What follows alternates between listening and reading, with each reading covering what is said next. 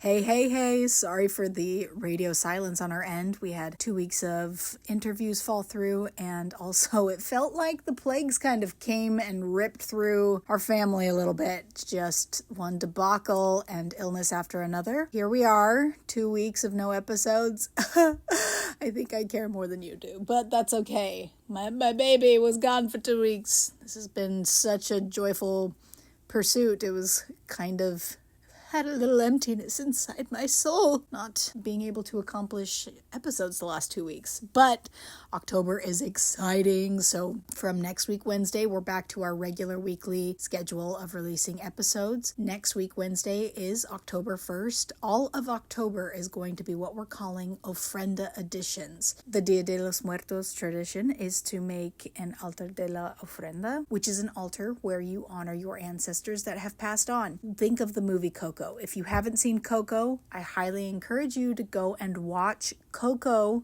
this week. That is your homework, dear audience, that you go and watch Coco before we start these October episodes. It'll help things make a little bit more sense, and it is a family history movie. Since I am a cinephile and an actress, as you guys know, if you've been listening to the episodes, I do try to incorporate TV or movies that can be used to drop your ancestors in to give a visual to their life. What's really cool about the movie Coco, just a little tidbit here, is that China has very strict rules as to what they will allow to stream and have Chinese releases. And as you may or may not know, China is actually a huge consumer of our TV and media. And so a lot of times there is pandering that will be done in order to make a Chinese release available so that there can be more profit made. I'm going to read you a quick little AI overview of that situation, just the short and condensed version.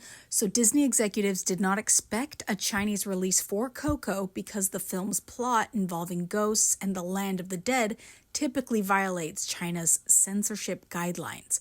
The country has strict rules prohibiting the depiction of superstition and supernatural elements in films.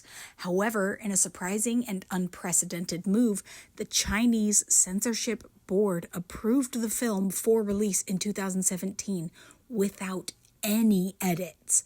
The rationale was that the film's themes of family, memory, and honoring ancestors resonated so deeply with the censors that they were moved to tears and made an exception to their own rules. The decision to approve Coco was unexpected for the following reasons. 1, the contradiction with censorship rules. Disney and Pixar thought submitting the film was a formality as they believed it would be rejected due to its prominent supernatural and ghostly themes. 2, prior underperformance. Before Coco, Pixar films generally underperformed in China compared to other animated studios.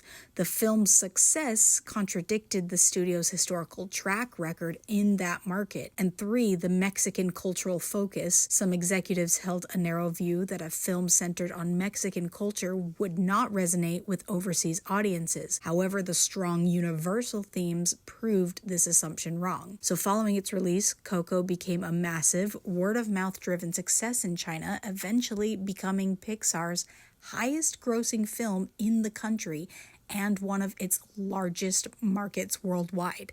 It is cited as a significant example of how a powerful story can transcend cultural barriers and expectations.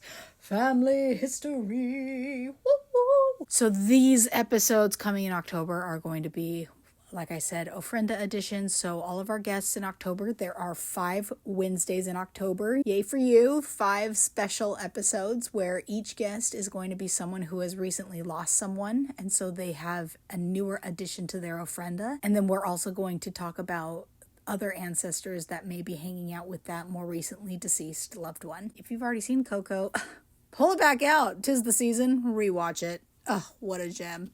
Probably one of the only movies I've ever cried in. Yep. All right. Love you all. Thank you all for listening, and I will see you guys next week.